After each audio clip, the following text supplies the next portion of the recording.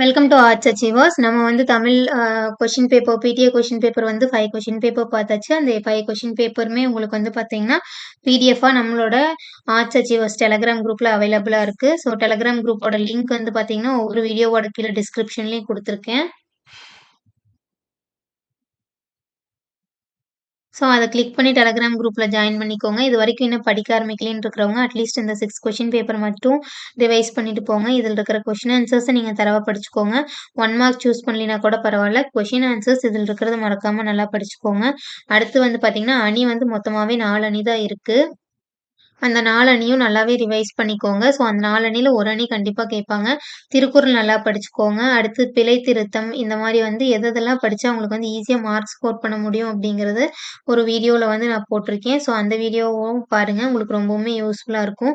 இதுவரைக்கும் நம்மளோட arts achievers சேனல subscribe பண்ணாம இருந்தீங்கன்னா, மறக்காம ஆர்ட்ஸ் அச்சீவர்ஸ் சேனல சப்ஸ்கிரைப் பண்ணிக்கோங்க.